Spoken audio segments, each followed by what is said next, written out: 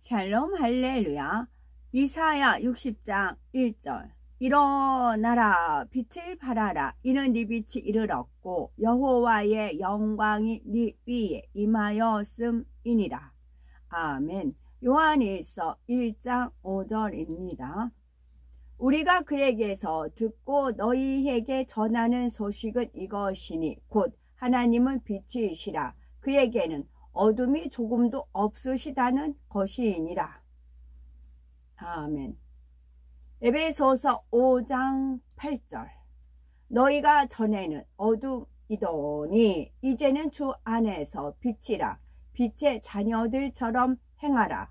빛의 열매는 모든 착함과 의로움과 진실함에 있느니라.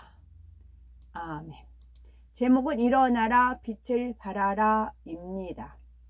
밤이 깊고 어둠이 짙어질수록 사람들은 빛에 대한 고마움을 느끼게 되고 그 가치가 더욱 커지는 것을 볼 수 있습니다.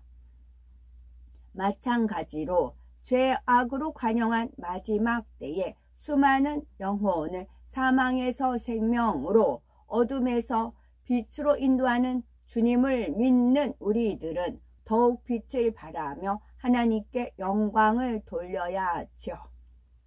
하나님께서는 이사야 선지자를 통해 일어나라 빛을 발하라 이는 네 빛이 이르렀고 여호와의 영광이 네 위에 임하였음이니라 말씀했습니다. 이는 하나님의 자녀들을 향한 명령이요 그들의 영광스러운 미래에 대한 선포이지요. 이사야 선지자가 이 말씀을 선포할 당시 이스라엘은 온통 절망과 어둠으로 가득했습니다. 온 나라가 하나님께서 금하신 우상을 숭배하고 범죄하며 하나님을 떠나 타락하였지요. 하나님께서는 이스라엘 백성에게 수없이 회개의 기회를 주셨지만 듣지 않고 계속 악에 악을 더해 갔습니다. 더구나 주변 국가의 위협이 도사리고 국력은 쇠퇴해질 대로 쇠퇴해졌지요. 이러한 때 하나님께서는 이사야 선지자를 통해 이스라엘 주변 국가들이 심판을 받을 것과 선민 이스라엘에게 다시 영광스러운 미래와 메시아의 도래를 약속하시며 본문의 말씀을 주셨습니다. 그러면 일어나라 빛을 발하라는 말씀이 우리들에게 주는 의미는 무엇일까요?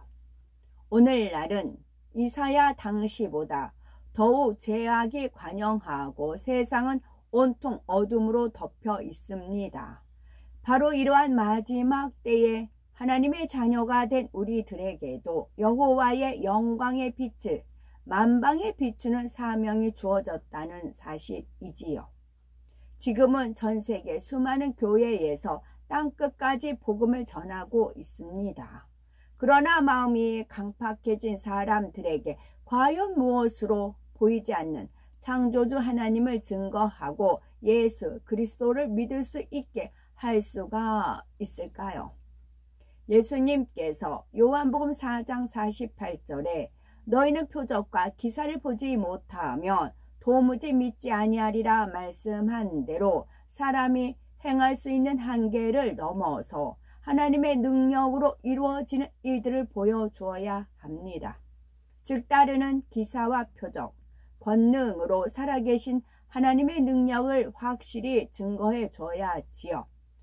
또한 교회에 다닌다 해도 진리가 없어 목말라 하는 이들에게 구원의 섭리와 하나님의 사랑이 담긴 십자가의 도를 밝히 깨달을 수 있도록 생명의 말씀을 전해 주어야 합니다. 이처럼 창조주 하나님의 권능과 예수 그리스도의 복음으로 사명을 온전히 감당하려면 우리 모두가 당당히 일어나 빛을 발해야 되는 것이지요. 그렇다면은 일어나 빛을 발하라는 말씀을 이루려면 어떻게 해야 될까요? 첫째, 스스로 빛 가운데 거하며 그리스도의 향기를 발해야 됩니다. 두 번째는 권능을 받아 하나님의 역사를 나타낼 수 있어야 되겠죠. 세 번째는 생명의 말씀과 하나님의 역사를 알리고 담대히 선포해야 합니다. 일어나 빛을 발하라는 말씀을 이루려면 첫째는 스스로 빛 가운데 거하며 그리스도의 향기를 발해야 되지요.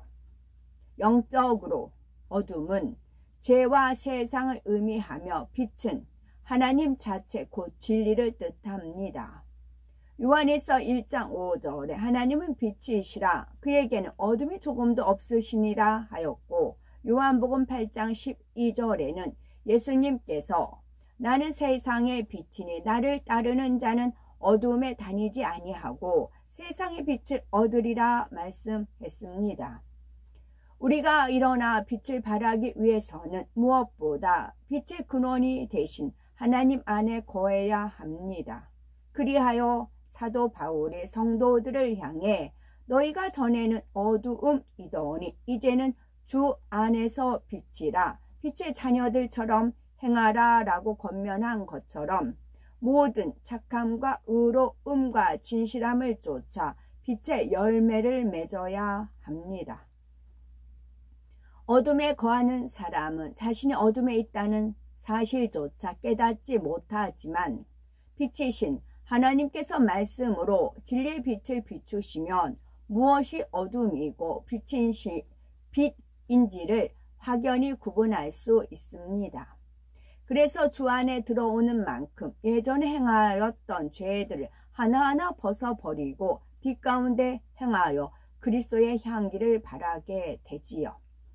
각 사람마다 하나님의 말씀을 얼마나 마음에 이루었고 악을 버려 성결되었느냐에 따라 빛을 비추는 힘이 다릅니다. 어떤 사람은 강한 빛을 소유하여 어둠을 물리치고 당당히 하나님의 역사들을 나타내는가 하면 어떤 사람은 어둠의 세력과 싸우다가 그만 힘을 잃고 어둠에 묻혀버리기도 합니다.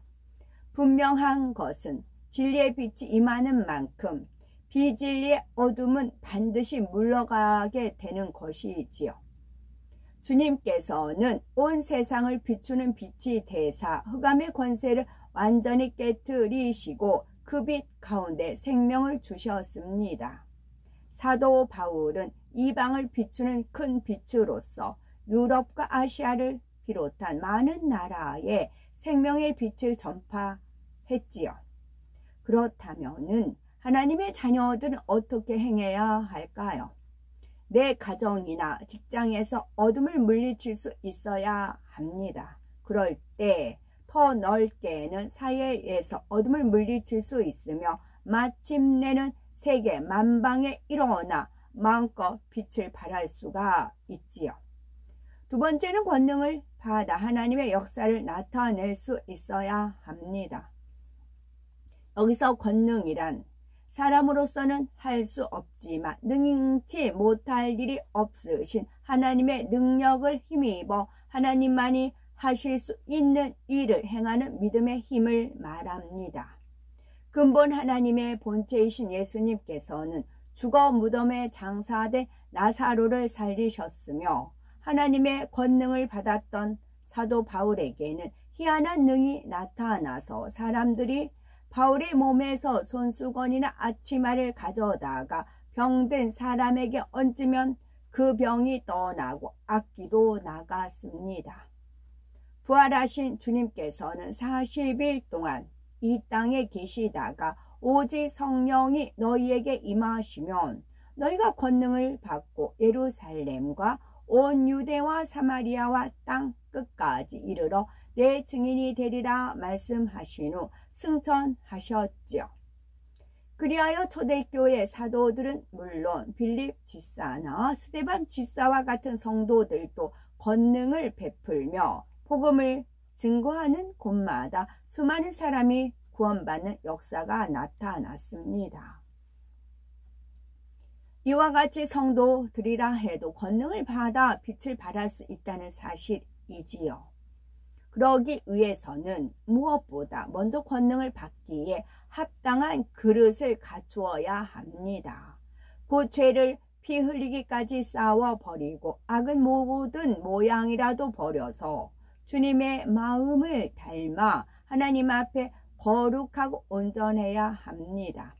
성경을 보면 권능받은 사람들은 한결같이 마음의 성결을 이루어 흠이 없고 온유하며 오직 하나님 뜻대로 순종했습니다. 권능은 빛이신 하나님으로부터 오는 것입니다. 따라서 주님의 아름다운 마음을 닮아가며 불같은 기도를 쌓아야 하나님께서 주시는 권능을 받아 온 세상에 빛을 발할 수 있지요. 세 번째는 생명의 말씀과 하나님의 역사를 알리고 담대히 선포해야 합니다. 주님의 부활을 친히 목도한 초대교회 성도들이 만약 핍박이 두려워서 복음을 증거하지 않았다면 오늘날 기독교는 어떻게 됐을까요? 전하는 자들이 없다면 들을 수 없습니다. 마찬가지로 우리 모두는 하나님의 권능의 역사를 보고 혼과 영과 관절 골수를 찔러 쪼개는 생명의 말씀을 들었으니 이제는 일어나 빛을 발하며 담대히 전해야 되겠지요. 빛이 임하는 곳마다 어둠이 물러가듯 우리가 하나님의 확실한 증거들을 선포할 때 이것이 빛이 되어 악한 원수마귀 사단의 진을 깨트리게 됩니다. 그리고 수많은 사람을 어둠에서 빛으로 인도할 수 있지요. 그러니 일어나 빛을 발하는 우리 모두가 되어 가정과 직장, 학교 일터에서 생명다의 복음을 전하는 복되고 아름다운 우리가 되어야 되겠지요. 사도 바울은 서신을 통해서도 하나님의 사도된 자신을 소개하며 담대히 복음을 증거하였습니다. 비록 옥에 갇혀 매일 몸이 되었어도 편지로 성도들을 깨우며 하나님의 말씀을 전한 결과 믿음으로 환난과 핍박을 넉넉히 이겨내므로 곳곳에 세워진 교회들도 든든히 성장해 나갈 수가 있었지요. 이와 같이 우리도 성령을 받고 권능을 받아 땅 끝까지 주님의 증인이 되기 위해서 그리스도의 향기를 바라며 때를 얻든지 못 얻든지 전도에 힘써야 하겠습니다.